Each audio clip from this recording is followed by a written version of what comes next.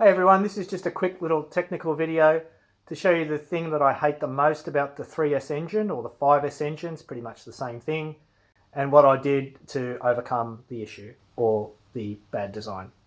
Here we have a stock Gen 2 3S GTE engine, and the thing that I hate the most is the location of the dipstick. As you can see, it touches down here at the bottom of the block, goes into the sump of course, and bolts onto the thermostat housing here. This is okay, but the problem is it's right next to all the hot stuff, and all the hot stuff's been removed at the moment. And when you have a aftermarket dump pipe and turbo and all that sort of mucking around, everything gets in the way and you have the hot stuff really close to here. And in a street car, it's probably not such a big deal, but when you're in a race car that is on wide open throttle for long periods of time, everything gets super hot. You find all of this stuff burns, and the rubber seal in here burns, and then oil goes everywhere, and because all the hot stuff is right here, you have a fire, and it's not good. So what I'm going to do now is just show you what I've done to overcome this, I guess, design limitation.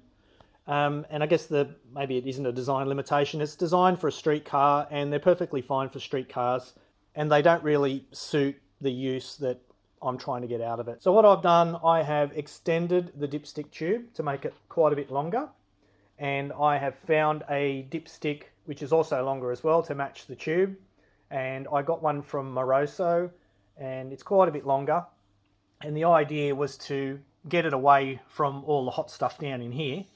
And as you can see, the thermostat housing is way down there, and the dipstick would pretty much where the end of my finger is would end up there, and it's just way too hot right next to all the hot stuff. So made it a little bit longer, and what I did, I made up this metal shield here just to get some air gap between the actual dipstick pipe and the dump pipe.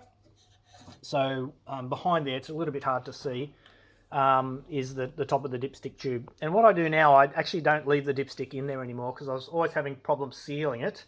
I've actually got a hose on there now, and I've just got a hose clamp on the end of the dipstick tube, and I've got this this heat shield around the tube, and the metal shield as well, which I showed you from the other side. See that metal shield there?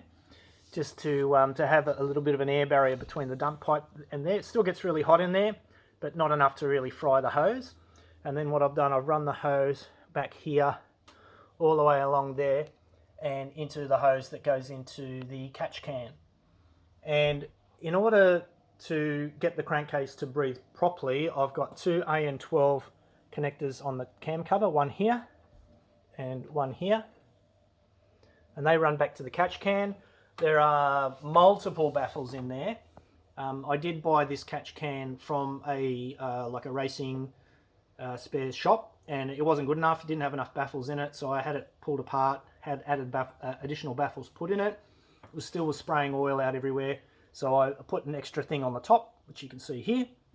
That's got multiple chambers in it as well, and in the top you can see some steel wool.